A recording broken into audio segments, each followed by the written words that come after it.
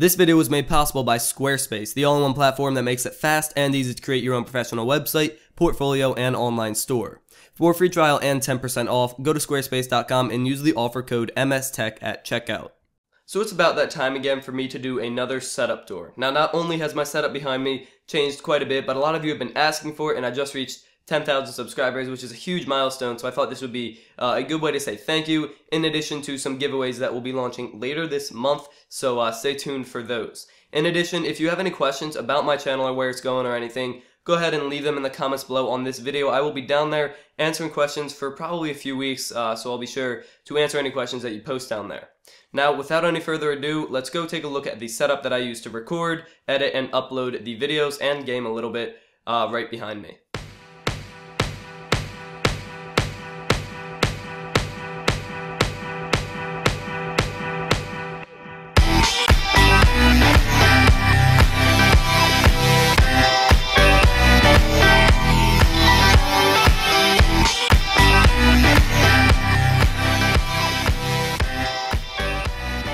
Starting off in the front, all the way on the left is actually my phone. That is the HTC One. I absolutely love this phone. I've had it for about a year and a half now, still in perfect condition, and I usually don't even use a case. It's just built like a tank and can take a drop or two. And with its build quality and the front-facing speakers, I can hardly just transfer it to anybody's phone just for like watching a YouTube video or anything. It's just a worse experience. The front-facing speakers are absolutely incredible. Every phone should have that by now, and then the build quality is just nice in the hand, and then it's using a clear case that I just did a video on from Focal Price. And then what also would take that spot on the mouse pad is the Razer Nostromo. Now it's hiding behind the monitor, usually because I only pull it out when I'm gaming, but instead of using a conventional keyboard for gaming, I use the Razer Nostromo, which is a game pad, and it's ergonomically fitted to a hand, so it's a lot more comfortable to use. Even though it doesn't have mechanical switches, I still prefer to use it just because it fits my hand so much better. And then speaking of a conventional keyboard, in the center on that mouse pad is the Poker 2 keyboard. Now, a lot of you have noticed this isn't my other keyboard. It's a new keyboard that I got for about $100 on a mass drop pull or group buy. And it's a 60% keyboard, meaning it has 60% of the keys and 60% of the standard layout of a full-size keyboard. It only has the letter keys and the number keys and the enter and shift and stuff like that. It has cherry MX brown switches, blue LEDs, and then on top of that are PBT white blank keycaps. And I think it gives a really cool effect. Now on video, the LEDs do look a little bit pinkish or purple, but I promise you in person they are blue. I'm not totally sure why they look pink or purple on video. And then to the right of that is the Logitech G602 mouse. Now this is the first wireless mouse that I've ever used, and honestly I'm really impressed with it. I really can't tell the difference between that and then a wired mouse like my old one, and the battery life on this thing is absolutely insane. I got it like 4 months ago, and I still haven't changed the batteries, and it's just 2 AA batteries. It's absolutely incredible. It's not the best mouse ever. The ergonomics are just a little bit weird, and the buttons are not perfectly placed for my thumb. It's a little bit awkward to touch all of them, but it is a really nice mouse, and I will be doing a review on it probably sometime in the summer. Below the phone, keyboard, and mouse is actually the Corsair MM200 Extended Edition mousepad. Now I did a review on this, and I just boasted about its quality in the entire review, and I can still stand by that review. None of the edges have frayed. It's been a couple of months since that review, and it's still in perfect condition and looking great, so good job on Corsair. It definitely has some quality and has been lasting me for a pretty long time. And then to the right of that is probably my favorite part of my entire setup, the Beyerdynamic DT770 Pro headphones, the 80 ohm variant. Now these are the best headphones I've ever used. They're also the most expensive headphones I ever used at like $220 depending on where you get it from. But they have the Velour, I don't know how you pronounce it, ear cups, which are extremely soft, and after the long period of time I've had it, they're just even softer now and just fit to my head.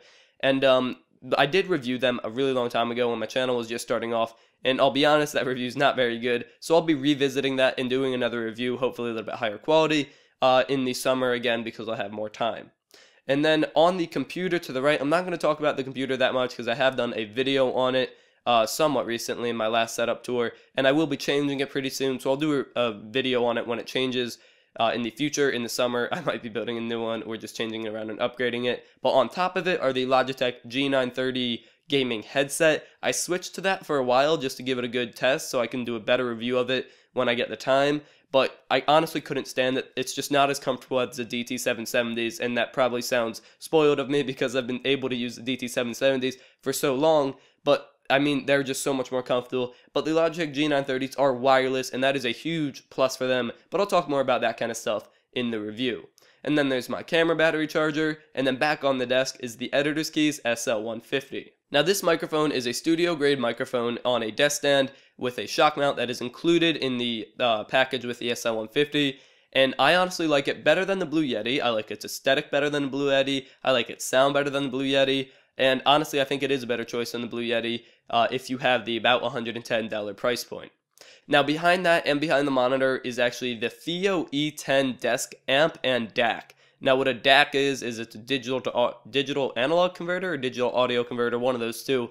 And it basically is just better than your built-in sound card on your motherboard. You plug it in through USB and then you plug your headphones into that, and it just creates better audio and it amplifies your headphones, because the better your headphones are, generally, very generally, the harder they are to drive depending on their impedance, which is the amount of ohms they are.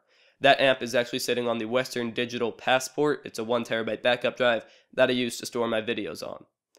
And then getting to the monitors themselves, which I know you guys have noticed, the center monitor is not what it usually is. It is actually the Samsung UD59 4K 28-inch monitor.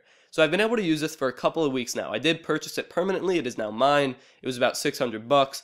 And so without going too far into the review, because I am going to do a review on it fairly soon, 4K is absolutely insane. The panel is great. It is a TN panel, so unless you're viewing it straight on, the colors do get a little bit distorted, but it looks absolutely fantastic. The stand is absolute crap. It's wobbly and you don't get any motion out of it, but the panel itself is great, and it's extremely cheap for a 4K monitor. Like a year ago, the only options were $3,000. On top of that monitor is the Logitech C920 webcam. If you want a really nice webcam with 1080p video and autofocusing, just get the C920, be happy with it, and move on. It is a little bit pricey, but it is the best webcam that I could think of for like $70 with 1080p and everything. Now to the right of that Samsung 4K monitor are two Asus 1080p 23-inch IPS monitors. Now those were my main monitors for quite a while actually, until I got the Samsung 4K monitor. And once I got the Samsung monitor, I just mounted them vertically using the desk stands I have behind them. On either side of the 4K Samsung monitor, so they're just kind of, I just like put Skype while I'm gaming there, just like an extra web page or an article that I need to read as I do my homework or something like that. I really don't use them that much anymore because there's plenty of screen real estate on the Samsung monitor that I can take advantage of. But you know, when I'm using a Samsung monitor for like gaming or something, I will just put any programs on the either monitor on either side. Alright guys, so that's going to wrap up this setup tour. I really do hope you enjoyed. If you have any questions at all, just post them in the comments. As I said, I'll be down there for the next couple of weeks. If you want to look at the links for these, they will be in the description. They're all using my Amazon affiliate account. So if you purchase something through those links, I will get a little teeny bit of that cut, which will just contribute towards buying future products. It'll cost the same for you, but it'll just give me a little bit. So that would be awesome if you want to buy one of these products or just check it out. Other than that, guys, thank you for watching. I want to thank you for 10,000 subscribers. That's a huge milestone, and I did not do a dedicated video on it, and I will not, but I did notice it, and I couldn't thank you guys enough. You guys helped me get here. I'm already at 12,000 and growing rapidly, so hopefully I can just keep bringing you guys better and better quality content and interesting videos and stuff like that. So that's going to be it, guys. Thank you for watching, and as always, stay classy. Before I leave off, I want to talk a little bit more about Squarespace. I'm actually using their website right now to create my very own site, which will have content like products I like, articles, and maybe even an online store to supplement my channel. So far, I've noticed that Squarespace makes it really easy and intuitive to create a beautiful website. You don't need to know much to end up with a great design, but if you do happen to know HTML or CSS or something, you can dive deeper into the creation of your website. But if you're like me and you don't know programming, Squarespace makes it easy with drag and drop content like a picture straight from your desktop into your browser. They also have 24/7 support through live chat and email, so if you need help, they have it provided, and they include an online store with every site plan, so starting a business where you're selling something couldn't be easier. You can start a trial with no credit card required and start creating your site today. Plans start at $8 a month with a free domain name, but when you do sign up, make sure to use the code MSTech to get 10% off. I want to thank Squarespace for showing their support for the channel and reaching out to me to make this whole thing possible.